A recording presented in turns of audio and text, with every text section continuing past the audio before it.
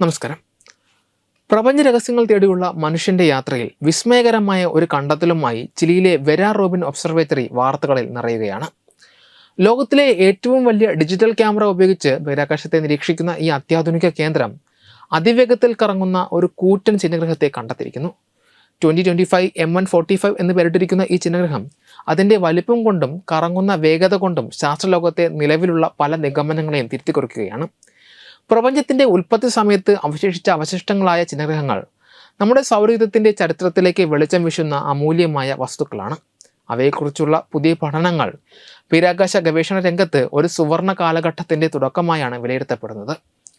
ചിലിയിലെ zero പാച്ചോൺ മലനിരകളിൽ സ്ഥിതി ചെയ്യുന്ന വെരാ റൂബിൻ ഒബ്സർവേറ്ററിയിലെ 3200 മെഗാപിക്സൽ ശേഷിയുള്ള LSST ക്യാമറയാണ് ഈ വിസ്മയമായ കണ്ടെത്തലിന് പിന്നിൽ.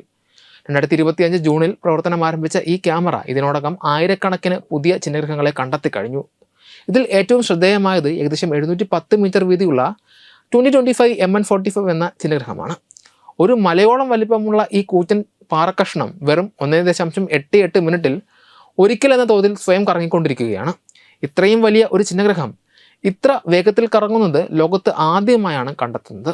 സാധാരണയായി 500 മീറ്ററിൽ കൂടുതൽ വലുപ്പമുള്ള ചിഹ്നഗ്രഹങ്ങൾ ഇത്രയധികം വേഗത്തിൽ കറങ്ങാറില്ല.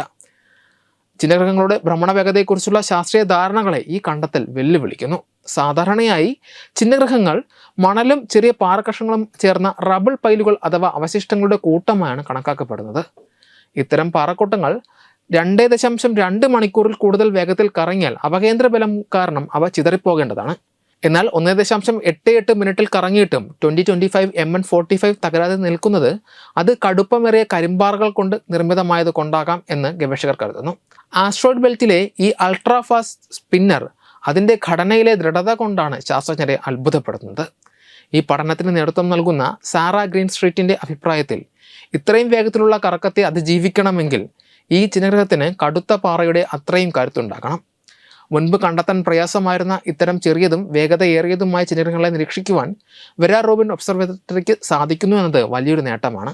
അടുത്ത 10 വർഷത്തിനുള്ളിൽ ദക്ഷിണ ആകാശത്തെ പൂർണ്ണമായും നിരീക്ഷിച്ച് ലക്ഷക്കണക്കിന് ചിഹ്നഗ്രഹങ്ങളുടെ വിവരങ്ങൾ ശേഖരിക്കുവാനാണ് ഈ ദൗത്യം ലക്ഷ്യമിടുന്നത്.